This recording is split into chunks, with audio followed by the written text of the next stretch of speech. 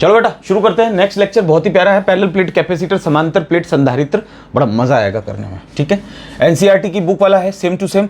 मैंने ये बना दी प्लेट और ये बना दी दूसरी प्लेट। कुछ थ्योरी है जो लिख लेना। क्या लिखोगे? Each of area A, area कितना होना चाहिए? ए। दोनों का चार्जेस, आवेश कितने होने चाहिए? प्लस माइनस क्यू होने चाहिए। और डिस्टेंस कितनी होनी चाहिए? दूरी दोनों के बीच की डी। लिख लोगे हिंदी वाले भी? दोनों प्लेट का एरिया समान होना चाहिए। ए चार्जेस प्लस माइनस क्यू होंगे और डिस्टेंस कितनी होगी? डी होगी। बना दें चार्जेस, ये रहे प्लस चार्जेस और ये रहे अपने माइनस चार्जेस। ठीक है, अब देखो ये एरिया ए है, इसका ए है एरिया, इसके पास प्लस क्यू चार्जेस हैं, लिख ही दें, और इसके पास माइनस क्यू चार्जेस हैं, और दोनों के बीच की डिस्टेंस कितनी है? डी है। यहाँ से बैठ गया। अब इस प्लेट ऐसे रखी हुई है और मैं ऐसे घुमा देता हूँ इसको ताकि समझ में अच्छे से आएगी।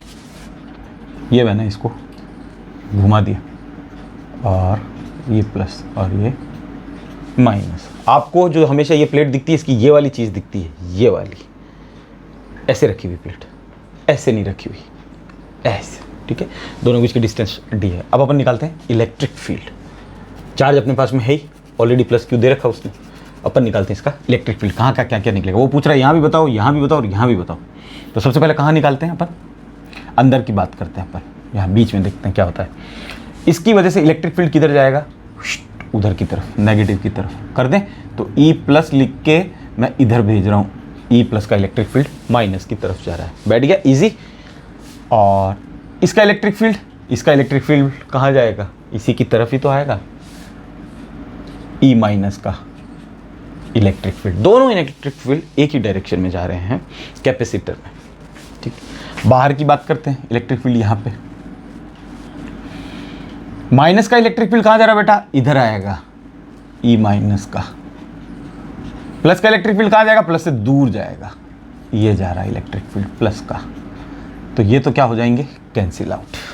बैठ गया। क्यों? क्योंकि इलेक्ट्रिक फील्ड एक वेक्टर क्वांटिटी है और जब दो अलग अलग डायरेक्शन में जाती है तो नलीफाई होने के चांसेस रहते हैं, और होंगे नलीफाई जितना इलेक्ट्रिक फील्ड। ये इतना क्योंकि दूरी बहुत कम है। समझ में आ रहा है? ये मत समझ लेना कि इसका इलेक्ट्रिक फील्ड वहाँ पहुंचेगा तो के क्यू अपॉन आर स्क्वायर, और फिर इसके फॉर्मूले लगाएंगे के क्यू अपॉन आर स्क्वायर, लेकिन इसकी डिस्टेंस सर यहाँ से तो कम है और इसकी डिस्टेंस यहाँ पे, डिस्टेंस है ही नहीं कैपेसिटेंस के अंदर। तो आगे देखो, इधर की बात करते हैं। तो यहाँ पे इलेक्ट्रिक फील्ड कितना हो गया इस रीजन में? नीचे वाले में 0 लिख लोगे, इलेक्ट्रिक फील्ड 0। इधर देखते हैं, प्लस वाले का इलेक्ट्रिक फील्ड कहाँ जाएगा? दूर जाएगा। बना दे दूर, ये रहा। किसका आ रहा है ये इलेक्ट्रिक फील्ड? ये ई प्लस का जा रहा है। ई नेगेटिव का कहाँ आएगा? इधर जाएगा, ई नेगेटिव का इलेक्ट्रिक फील्ड। ये रहा ई नेगेटिव। यानी यहाँ पे भी क्या हो गया? कैंसिल आउट हो गया इलेक्ट्रिक फील्ड, और यहाँ भी कितना आ गया? 0 आ गया। यानी इस रीजन में, अपर रीजन में और लोअर रीजन में इलेक्ट्रिक फील्ड हमारा कितना आ गया? 0 आ गया। बीच की बात करते हैं अब हमारे पास में। जब हमारे पास में एक प्लेट होती है ना बेटा, single plate, uniformly charge, infinitely charge sheet plate, तो ये रहा अपना प्लस चार्ज। यहाँ से जब अपन इलेक्ट्रिक फील्ड निकालते हैं तो अपना इलेक्ट्रिक फील्ड कितना आता है? सिग्मा अपॉन 2 एप्सिलॉन नॉट एक प्लेट का आता है। समझ में? एक प्लेट का, यानी इसका सिग्मा अपॉन 2 एप्सिलॉन नॉट इधर आएगा, इसका इधर भी सिग्मा अपॉन 2 एप्सिलॉन नॉट आएगा। समझ में आ गया? दोनों तरफ इसका सिग्मा अपॉन 2 एप्सिलॉन नॉट इधर भी और इधर साइड में सिग्मा अपॉन 2। तो ये और ये तो बराबर हो जाएंगे, दोनों के sigma upon 2 epsilon not sigma upon 2 epsilon cancel out हो जाएंगे। ये सब वैल्यू लिखने की जरूरत नहीं होगी शायद मेरे हिसाब से। अब दूसरा इसका देखते हैं, ये नेगेटिवली चार्ज है तो इसका इलेक्ट्रिक फील्ड कितना है? Sigma upon 2 epsilon not 0। किसका? प्लस वाली का बात करते हैं। फिर ई माइनस वाली का कितना आ जाएगा? इतना ही माइनस वाली का आ जाएगा।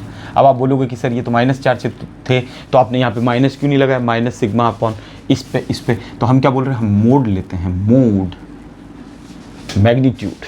समझ में है? परिमाण लेते हैं। जब फोर्स लगाते थे फॉर्मूले में कूलम्स लॉ में, तो चार्जेस अगर नेगेटिव के भी होते थे तो हम लोग उसमें मैग्नीट्यूड लेके करते थे, परिमाण लेके करते थे। समझ में आ गया? अब हमारे पास 2 इलेक्ट्रिक फील्ड है तो हम देख रहे हैं कि इलेक्ट्रिक फील्ड कितना आ रहा है नेट, और दोनों एक ही डायरेक्शन में जा रहे हैं। माइनस क्यों नहीं लगाया इसके लिए?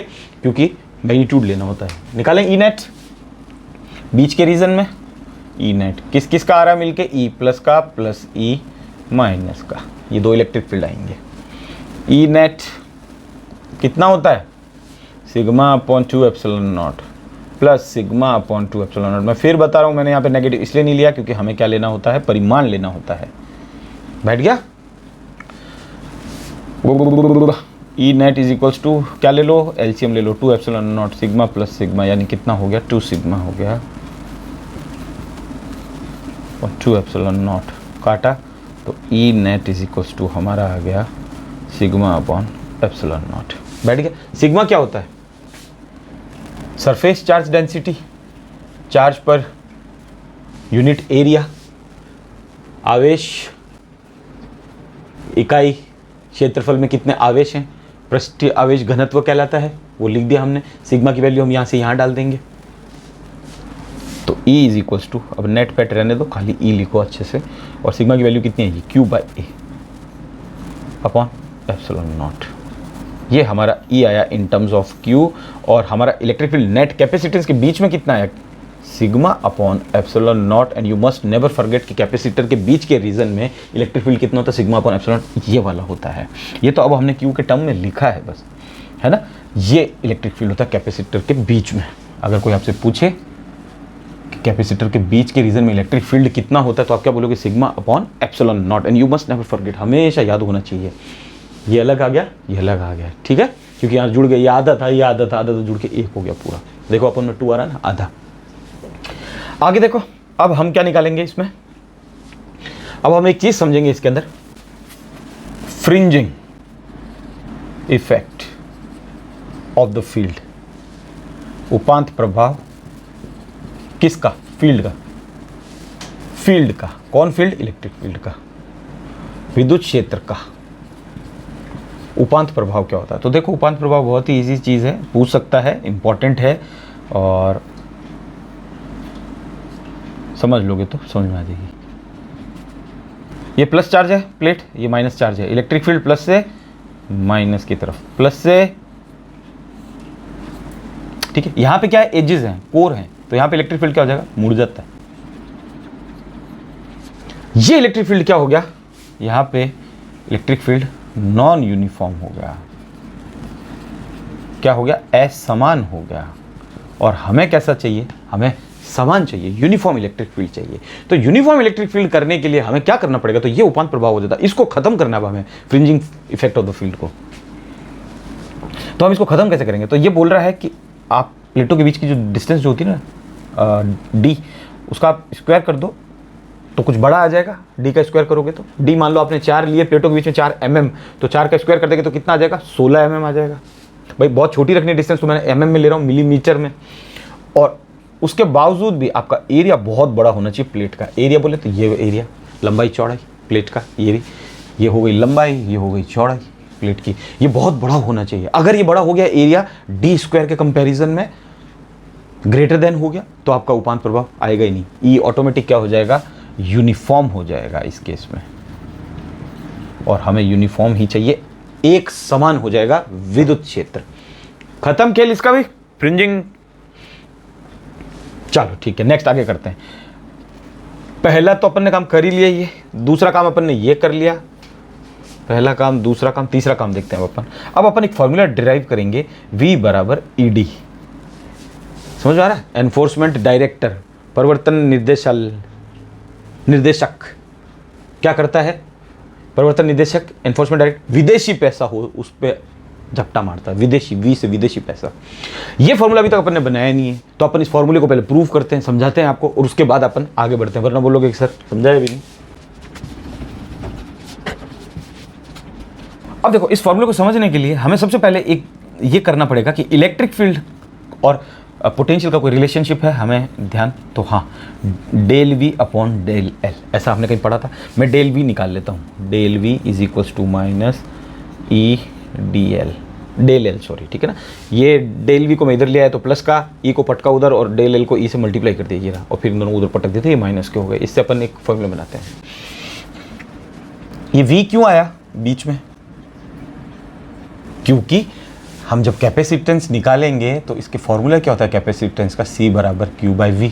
हमें V लगेगा, चार्जेस चाहिए होगा, और V निकालने के लिए पहले हमने एक लफड़ा और किया, E निकाला। तो ये एक पूरा परफॉर्मा है जो आपको अच्छे से समझना है कि जब कोई न्यूमेरिकल है तो उसमें आपको कैसे स्टेप बाय स्टेप चलना है। V निकालने के लिए हमें E निकालना पड़ेगा। अच्छा, अब V क्यों आया, क्योंकि हम क्या बोले ढंग से समझना, इस फॉर्मूले को प्रूफ करने में लगे वहाँ पर। मेरा यहाँ पे कोई क्यू नॉट चार्ज था, एक्सटर्नल इलेक्ट्रिक फील्ड था, तो मुझे जोर आएगा इसको यहाँ से यहाँ पे ले जाने में। क्यों मैं क्या कर रहा हूँ, वर्क डन एक्सटर्नल करना पड़ेगा मुझे। यहाँ पे ये प्लस चार्ज आ गया क्यू नॉट, तो इसके पास क्या होगा, ये प्लेट पॉजिटिव है, ये नेगेटिव है और ये पॉजिटिव है।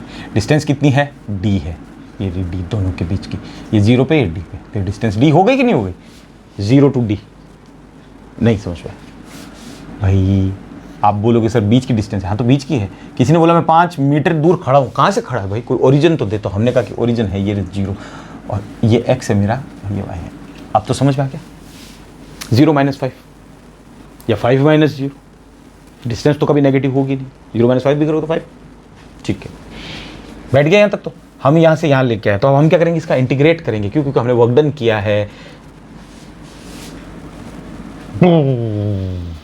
Del V integration is equals to minus E del L। समझ में आया? हम इस फॉर्मूले को प्रूव करने में लगे हैं। इससे कहां से कहां तक करेंगे इंटीग्रेशन, ढंग से समझना। हम क्यू नॉट को उठा के कहां से लाएं, माइनस से उठा के लाएं, और कहां से लाएं, प्लस पे लाएं। तो माइनस से प्लस में लाएं, डॉट प्रोडक्ट लग गया इनका। समझ में आ गया? खत्म खेल यहां पे। तो ठीक है, थोड़ा सा चले हम, इसीलिए तो वही वर्क डन किया हमने, थोड़ा सा वर्क डन किया। अब इंटीग्रेट करेंगे, बाकी वो काम इंटीग्रेट संभाल लेगा पूरा का पूरा, कि छोटे छोटे टुकड़ों को जोड़ देगा, है ना। तो del V is equals to, अब ढंग से समझना, बहुत इंपॉर्टेंट है ये, काम आएगा आपके। माइनस है इधर और ये माइनस प्लस इधर है, तो हम इस लिमिट को खत्म कर सकते हैं, चेंज कर सकते हैं। कैसे, देखो, इस माइनस को खत्म कर सकते हैं, सॉरी लिमिट को, क्या माइनस को खत्म करेंगे और इसको चेंज कर देंगे, ए प्लस और माइनस E dl। बोलो समझ में आया? माइनस हटा दिया मैंने, और यहाँ नीचे माइनस था, ऊपर प्लस था, तो माइनस को ऊपर भेज दिया और प्लस नीचे आ गया। लिमिट कर सकते हैं, ठीक है ना, बायोलॉजी वाले, थोड़ा ध्यान देना है यहाँ पे। अब देखो E और dl की डायरेक्शन क्या है, सेम हो गई कि नहीं होगी, क्योंकि हमें 0 से D पर जाना है। कि डिस्टेंस कितनी है, D, ये D आ जाएगी। लेंथ कितनी है, यहाँ पे लेंथ है, यहाँ पे D की बात हो रही, कोई दिक्कत नहीं है, हम कर देंगे अभी। और हमारा इलेक्ट्रिक फील्ड किधर जा रहा है, इधर जाएगा। प्लस से इलेक्ट्रिक फील्ड कहाँ जाता है, दूर जाता है, तो दोनों की सेम डायरेक्शन होगी। थीटा बराबर 0 डिग्री कर लोगे भाई, डायरेक्शन सेम हो गई है। ये डॉट प्रोडक्ट है अगर कोई समझे तो।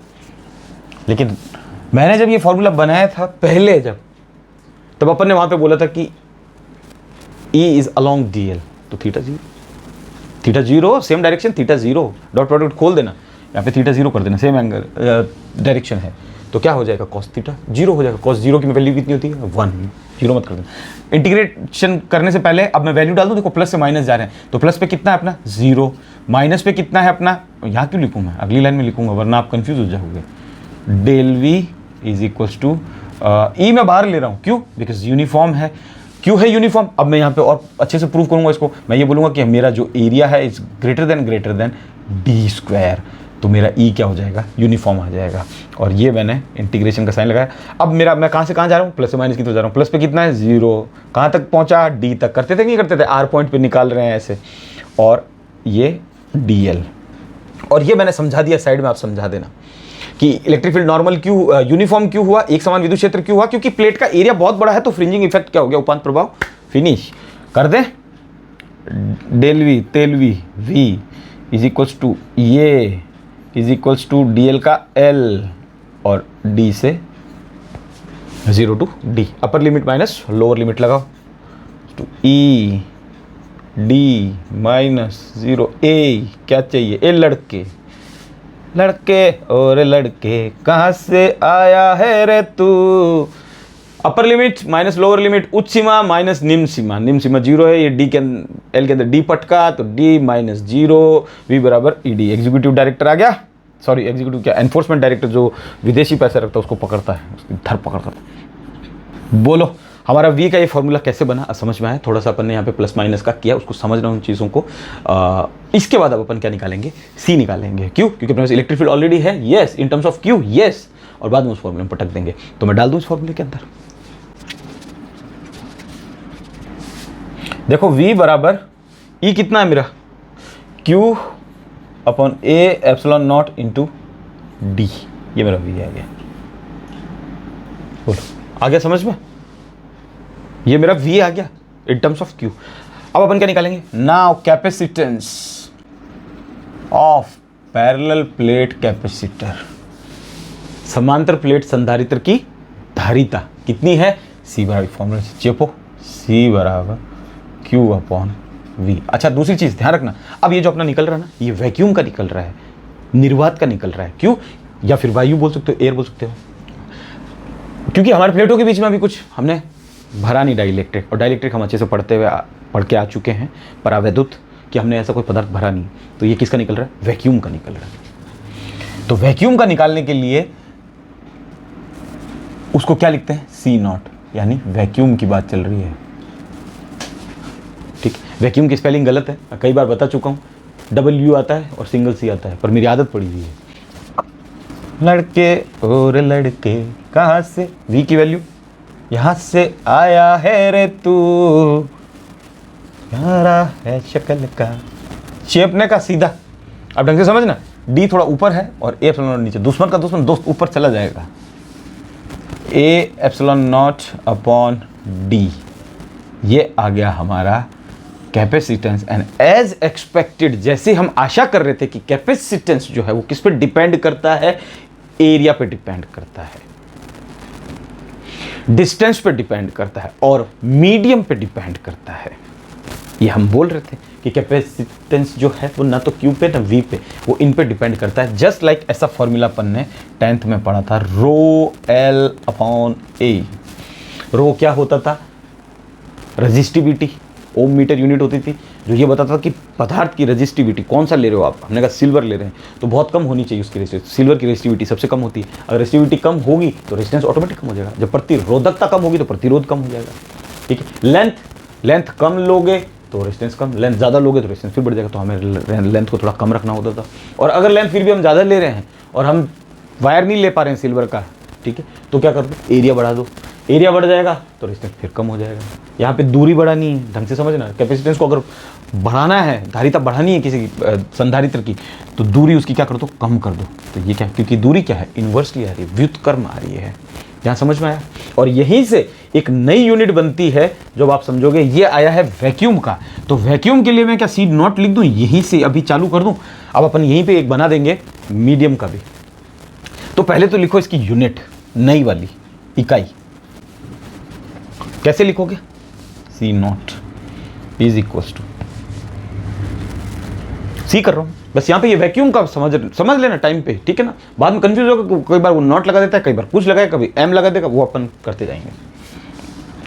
सी अपन क्या निकाल रहे हैं, यूनिट निकाल रहे हैं। सबसे पहले एरिया की यूनिट क्या होती है, metre square, into epsilon naught की यूनिट क्या होती है, कुछ मालूम है क्या, भूल गए होंगे ना, कूलम स्क्वायर पर न्यूटन मीटर स्क्वायर, अपॉन दूरी की क्या होती है, मीटर होती, मीत्रे, एक coulomb per Newton metre square. तो ये आ जाएगा नीचे पूरा तामझाम, न्यूटन मीटर स्क्वायर, ये आ गया तामझाम नीचे, यहाँ से हटा दिया, मीटर स्क्वायर से फिर मैंने मीटर स्क्वायर चेप दिया, क्या बन गया, सी इक्वल्स टू कूलम स्क्वायर पर न्यूटन मीटर। ये समझ में नहीं आए, पसंद नहीं आए, तो कूलम स्क्वायर न्यूटन -1 मीटर -1। कई बार आ जाती है, इकाई बहुत इंपॉर्टेंट है, फिर मुंह फाड़ते रहोगे वहाँ पे कि इधर उधर देखोगे, कुछ मिलेगा नहीं। यहाँ से आई हुई है, तो कैपेसिटेंस के जितने भी फॉर्मूले बने उन सबको एक बार याद कर लेना, उससे पता चल जाएगा कि लेकिन एप्सिलॉन नॉट की आज काम है कि नहीं यहाँ पे है, तब वहाँ पे तो मुँह फाड़ की जरूरत नहीं है। अब आगे अपन इसका ये तो यूनिट आ गई, ये अपना वैक्यूम का गया। अपन एक बार एक मीडियम का लेके करते हैं फटाक से, आगे अपन को वैसे भी प्रूव ही करना है उसको। तो अभी अपन थोड़ा सा मैं झलक दिखा देता हूँ ये कैसे आया। अब देखो आगे चले, थोड़ा सा पहले अपन एक चीज़ देखते हैं कि पैरेलल प्लेट कैपेसिटर की कैलकुलेशन कैसे करनी है। अगर न्यूमेरिकल आ गया तो कैसे कैलकुलेशन करनी है, कैलकुलेशन किसकी, पैरेलल प्लेट कैपेसिटर की, समांतर प्लेट संधारित्र की। तो सबसे पहले हमें क्या पता लगाना है, ध्यान रखना, Q का पता लगाना है कि Q कितना है हमारे पास में। दूसरा काम हमें क्या करना है, इलेक्ट्रिक फील्ड निकालना है। अभी मैं मिटा रहा था तब मेरे को याद आ गया, इसलिए मैंने मिटाया। इलेक्ट्रिक फील्ड निकालना है, विद्युत क्षेत्र इन टर्म्स ऑफ Q में निकालना है, क्योंकि इससे पहले वाले लाइन में हमारा कितना है, तो सिग्मा अपॉन एप्सिलॉन नॉट, और हमने कहा था कैपेसिटर के बीच में जो इलेक्ट्रिक फील्ड होता है वो इतना होता है, लेकिन अब हमने इसमें सिग्मा की वैल्यू डाल दी Q अपॉन ए। तो इलेक्ट्रिक फील्ड निकालना है इन टर्म्स ऑफ क्यू, ये हमारा दूसरा काम होना चाहिए। फिर हमें क्या निकालना है, वी निकालना है, वी फाइंड आउट करना है हमें। कैसे निकालेंगे, वी बराबर ईडी, एनफोर्समेंट डायरेक्टर जो है वो विदेशी पैसे पे अटैक करता है। आ गया। चौथा देखो फिर हमें क्या निकल जाएगा, हमारा कैपेसिटेंस निकल जाएगा। किस फॉर्मूले से, इस फॉर्मूले से। तो बीच का एक प्रोसेस गायब हो गया, ये वाला। कैसे पता चला हमें, क्योंकि हमने कहा कि हमारा फॉर्मूला था सी बराबर क्यू बाई वी। तो बच्चा सीधा क्या सोचता है, अरे वी कितना है, दिया नहीं क्या, क्यू कितना, क्यू दे दिया, लेकिन सी पूछ रहा है, अब वी भी नहीं है तो सी निकालोगी कैसे फिर। तो एक प्रोसेस हमें ये करना है, ये इंपॉर्टेंट है, भूलना मत। इलेक्ट्रिक फील्ड निकालना होता है electric in terms of Q, ये ठीक है। एरिया वो दे देगा, डिस्टेंस वो देगा आपको। ये प्रोसेस अगर आप फॉलो करते हैं, कोई भी न्यूमेरिकल करने में आपको प्रॉब्लम नहीं आएगी। ध्यान से फिर मैं बता रहा हूँ कि इलेक्ट्रिक फील्ड आपको क्यू के टर्म्स में निकालना है। फिर वी, ये रब भी अपन निकाले थे, वी बराबर ई डी, और ई की वैल्यू जो क्यू के टर्म्स में आएगी फिर इसमें डाल देंगे हम लोग, कि जो भी ई की वैल्यू आएगी क्यू के टर्म्स में वो यहाँ पटकेंगे और यहाँ से ले लेंगे। ये आ गया अपना वैक्यूम का पूरा तामझाम। अब हम अपन मीडियम का निकाल लेते हैं। तो अपन क्या बोल रहे हैं, देखो ढंग से समझना बात को, कि अपना C naught is equal to A epsilon naught D आया है, वैक्यूम का है ये। हम किसका निकालेंगे, मीडियम का निकालेंगे। तो मीडियम के लिए या तो m लिख दो, और नहीं लिखो तो कोई ज़रूरत नहीं है, बस एक के लिए हमने लिख दिया, और वो कौन है, वो है वो वाला, वैक्यूम के लिए हमने लिख दिया। मीडियम के लिए लिखना चाहो तो आपकी मर्जी, नहीं लिखना चाहो तो कोई दिक्कत नहीं, मैं लिख देता हूँ, लेकिन वहाँ पे लिखा हुआ नहीं मिलेगा आपको बुक के अंदर। मीडियम लेंगे तो यहाँ पे एप्सिलॉन नॉट की जगह क्या आ जाएगा, epsilon, permittivity of medium upon D. और पिछले रिलेशन से हम पढ़ते हुए आए हैं कि एप्सिलॉन क्या होता है, एप्सिलॉन नॉट और K, dielectric constant. What does permittivity of medium, what does it mean, इसका मतलब ये होता है it is a product of permittivity of free space and dielectric, परावैद्युत और एप्सिलॉन नॉट का गुणनफल होता है ये। तो इसकी जगह अपन ये वैल्यू डालते हैं। और ये के क्या है, ढंग से समझना, के इज इक्वल्स टू, कोई के लिखता है, कोई ई आर लिखता है, एक ही चीज़ है, इसका मतलब होता है डाई इलेक्ट्रिक कॉन्स्टेंट, यानी परावैद्युत। तो सी एम मीडियम का कितना गया, ए, और इसकी जगह हमने एप्सिलॉन के अपॉन डी रखा। आगे समझो, यहाँ पे देखो ये कुछ दिख रहा है आपको ऐसा फॉर्मूला, किसका, ए एप्सिलॉन अपॉन डी किसका बनता है, ये रखा कैपेसिटेंस का। तो मीडियम का निकालते हैं अपन, हमने निकाला मीडियम का, तो इसकी जगह हमने रख दिया सी नॉट और के। अब अगर एम लिखना चाहो तो आपकी मर्जी है, नहीं लिखना चाहो तो आपकी मर्जी है। ये सी नॉट किसका दिखा रहा है, वैक्यूम का दिखा रहा है। तो अब हम इस फॉर्मूले से क्या समझे, साफ हम ये समझ गए कि कैपेसिटेंस के बीच में अगर हम मीडियम भर देंगे, डाई इलेक्ट्रिक कैपेसिटेंस के बीच में अगर हम मीडियम भर देंगे, कैपेसिटर के बीच में डाई इलेक्ट्रिक कोई भी, परावैद्युत कोई भी, तो उसका क्या हो जाएगा, कैपेसिटेंस बढ़ जाएगा। कितना, के टाइम्स, गुना हो रहा है इसलिए। वैक्यूम में देखो कैसे होगा, वैक्यूम का निकालेंगे तो C naught is equals to C upon K. ये वैक्यूम का हो गया, क्यों, क्योंकि नॉट आ रहा है यहाँ पे, है ना। तो के अगर बढ़ा तो ये कम हो जाएगा वैक्यूम का। लेकिन यहाँ पे देखो इस केस में मीडियम वाले की अगर हम बात करें तो मीडियम में क्या होगा, वैक्यूम के साथ जो भी वैल्यू आएगी उसको के से मल्टीप्लाई कर देंगे हम लोग, तो हमारा मीडियम में बढ़ जाएगा। इसका मतलब क्या हुआ कि मीडियम के अंदर कैपेसिटेंस को क्या मिल जाता है, किक मिल जाती है, किक। उसके बीच में अगर हम मीडियम भर देते ना ऐसे, ये हमारा कैपेसिटेंस ये, और इसके बीच में हमने मीडियम भर दिया, कोई भी डाई इलेक्ट्रिक, माइका भर दिया, कोई और भर दिया, एबोनाइट भर दिया आपने, तो इस कैपेसिटेंस को क्या मिल जाती है, किक मिल जाती है।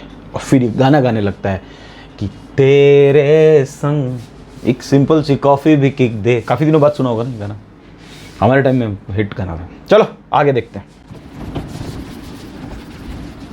वो बुक वाला अपन से ये प्रूफ करवाएगा, लेकिन हाथों हाथ नहीं, बीच में कुछ उसने एक टॉपिक दे दिया और उसके बाद बोला वहां प्रूफ करो। अपन ने अभी प्रूफ कर दिया, लेकिन अपन आगे भी करेंगे।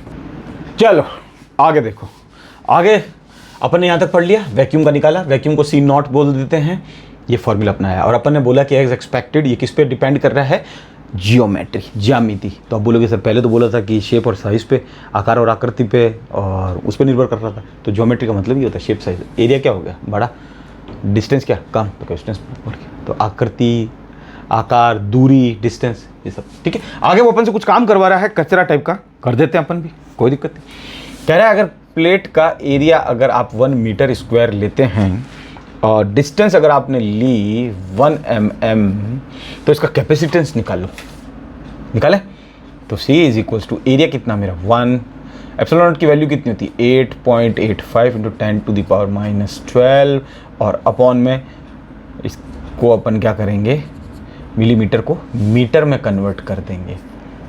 ठीक है, तो उसको -3 लगा दिया। 8.85 इंटू 10⁻⁻12 और ये 10⁻³ ऊपर आई तो प्लस की बन गई। ठीक है, तो C is equals to 8.85 point दिख तो रहा है इंटू 10⁻⁻9 और फैरेड होती है इसकी यूनिट, जो हमने कहा कि बहुत बड़ी होती है, लेकिन अब हम इसको छोटी बना देंगे। इंटू 10⁻⁻9 क्या होता है, माइक्रो नैनो, टाटा नैनो, तो नैनो फैरेड, यानी कितना आया है इसका कैपेसिटेंस 8.85 नैनो फैरेड का आया है। उसने खाली फैरेड यहाँ तक लिखा है बुक वाले ने, अपन ने और आगे कर दिया। आगे देखो वो अपन से और कचरा करवा रहा है, वो यूनिट दे रहा है, यूनिट अपन ने निकाल ली, सीख लिया, मैंने सिखा दिया आपको, यूनिट निकाली, नई यूनिट बताई उसने। आगे ये बोल रहा है कि 1 फैरेड जो होता है इट्स टू बिग, क्योंकि यहाँ से वो बता रहा था कि ये फैरेड तो नहीं है, लेकिन ये कह रहा है कि 1 फैरेड इज टू बिग, और कितना होता है उसको देखने के लिए, अपन को समझने के लिए, मैंने पहले समझा दिया था, लेकिन फिर भी अगर इससे समझना हो अपन को NCERT से, तो देखते हैं क्या है। कह रहा है कि कैपेसिटेंस अगर आपका 1 फैरेड आया विच इज टू बिग, हाँ मालूम है हमको, अलमारी में रखवा रहा था हमसे। डिस्टेंस दे दी उसने अपन को 1 मीटर सेंटीमीटर, इस बार सेंटीमीटर, देखो मिलीमीटर से सेंटीमीटर में आ गया है, इसको किस में चेंज करेंगे, मीटर में, तो 10⁻⁻2 हो जाता है, वहां 10⁻³ हो गया। ठीक है, घर तेरा सालानी आदिल की कॉलोनी। अब अगर अपन से वो एरिया पूछ रहा है, उसने बोला है कि आपको हमने कैपेसिटेंस दे दिया 1 फैरेड का, जो कि है बहुत बड़ा, लेकिन दे दिया हमने आपको एरिया, डिस्टेंस दे दी हमने आपको उन दोनों के बीच की इतनी। तो प्लेट जब बनाओगे तो दो रखोगे प्लेटें, तो एक प्लेट कितनी लंबी होगी, चौड़ी होगी, एरिया निकालो आप। कचरा करवा रहा, करते हैं भी कचरा। एरिया के लिए फॉर्मूला यहाँ से देखो, A बराबर CD अपॉन ये हो गया, तो ये नीचे आ गया, ये आ गया, समझ में आ गया। अब जो जो वैल्यू है पुट करते जाओ, एरिया अपन से वो निकलवा रहा है। तो C कितना अपन अपने पास में 1 इंटू D कितना अपने पास -2 अपॉन एप्सिलॉन नॉट कितना अपने पास में 8.85 इंटू 10⁻⁻12 कांस्टेंट है, ऊपर भेज दो इसको, तो 1/885, ये पॉइंट हटाया तो 2 0 ऊपर लग जाएंगे, तो 2 0 मैं ऊपर लगा रहा हूँ, ये 2 0 प्लस में जाएगी, तो और ये 10⁻⁻12 भी ऊपर चलेगी तो प्लस की 12 भी, ये तो इलाज हो गया यहीं पे इनका। ठीक है, इसमें इसका डिवाइड भी करना है, तो कैसे किया जाता है, कई बार ये 1 को है ना 3 0 उधार दे दो, क्योंकि नीचे ऑलमोस्ट 1000 के आसपास आ रहा है, तो ये 1000 बन जाएगा, ये 3 0 इसने यहाँ से ले लिए, नीचे 885 इंटू 10⁻, कितना बच गया 9, क्योंकि उसने ले लिया। अब छोड़ो इसको, तो इस पर अपन को बात नहीं करनी, अपन को बात करनी है इस पे। एरिया कितना आया 10⁻⁹, एरिया की यूनिट क्या होती है मीटर स्क्वायर।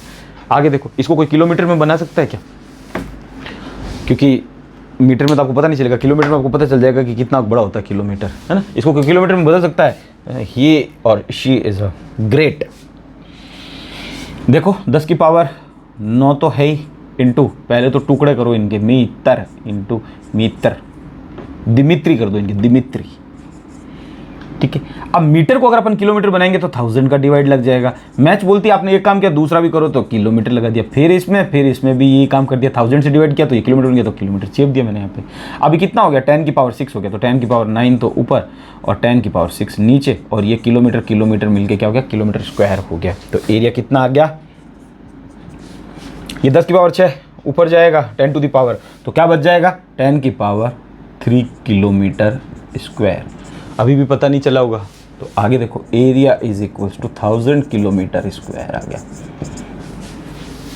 यानी बम्बई सिटी जो है ना, बम्बई सिटी, उसका एरिया नहीं है 1000 किलोमीटर स्क्वायर। सबसे ज़्यादा एरिया मेरे हिसाब से, if I am not wrong, मैं गया था एक बार बेंगलोर, मुझे वो लगा बेंगलोर का एरिया, लेकिन वो भी 1000 के आसपास नहीं है, 700 के आसपास टच करता होगा। एरिया कैसे निकलता है मालूम तो है, एरिया कैसे निकलता है, एरिया का मतलब होता है लंबाई इंटू चौड़ाई, लंबाई इंटू चौड़ाई, या लंबाई इंटू ऊंचाई, या चौड़ाई इंटू ऊंचाई, या ऊंचाई इंटू लंबाई, कुछ भी बोल दो, ठीक है ना। अपने पास में कितना आ गया एरिया, 1000 आया है, ढंग से समझना, 1000 आया है। इस 1000 के मैं कैसे टुकड़े करूं, कैसे टुकड़े करूं कि ऑलमोस्ट मेरे पास में 1000 आ जाए। समझ में तो आ रहा है। एक प्लॉट होता है ना आपके पास में 40 बाई 70 का प्लॉट होता है, फीट में, फीट में, तो इसको गुणा कर देते तो कितना आता है, 2800 स्क्वायर फीट, ठीक है। इस 2800 के कैसे दूसरे दो टुकड़े किए, ऐसा है। तो ये तो था कि प्लॉट लंबा कितना था 40, प्लॉट चौड़ा कितना था 70, तो फटाक से आ गया ना। 2800 और भी आने के तरीके हैं, ऐसी बात नहीं खाली ये, लेकिन वो अपन ने साइज ले लिया, अपन ने कहा 40 बाई 70। 1000 आने के बहुत सारे तरीके हैं, ऐसे 2800 आने के बहुत से तरीके हैं। 14 दूनी भी हो सकता है, 14 दूनी 28, ठीक है ना। तो 14 इंटू 20, तो 140 इंटू 20 कर देंगे अपन, तो भी 2800 हो जाएगा। लेकिन अपन ने एक एग्जाम्पल लिया कि 2800 लाने के लिए अपन को दो टुकड़ों में इसको तोड़ना पड़ेगा, तोड़ा अपन, हाँ, तो 1000 को लाने के लिए अपन को दो टुकड़ों में तोड़ना पड़ेगा। तो ऑलमोस्ट कितना होता है, 33 इंटू 33 को करते तब आता है कि नहीं आएगा। लेकिन वो बुक वाला बोल रहा है कि आप 33 छोड़ो पॉइंटों में, आप 30 इंटू 30 लो। तो 30 इंटू 30 लेते हैं तो कितना आ जाता है, ऑलमोस्ट 900 आ जाता है, जो कि 1000 के आसपास है। यानी अपन जब ये इतना आसपास जा रहा है तो अपन भी आसपास जाते हैं। अब बेंगलोर तो आपने नहीं देखा, मुंबई माया नगरी नाम चलता है, रात को सोती नहीं है, जगती है, और फिर आर्यन खान हो जाता है उसका, मुंबई का। तो देखो ये क्या हो गया, 900 लिया है उसने, तो ये कह रहा है कि 900 तो इनको गुणा करने का आ रहा है, जो कि ऑलमोस्ट इक्वल्स टू 1000 है, ठीक है। तो ये क्या आ गया, लेंथ यानी लंबाई प्लेट की कितनी होनी चाहिए, 30 किलोमीटर में चल रहा बेटा अब अपना, तोड़ देंगे इसको, ये भी किलोमीटर, ये भी किलोमीटर, किलोमीटर स्क्वायर, और ब्रेड्थ कितना है, वो भी 30 किलोमीटर।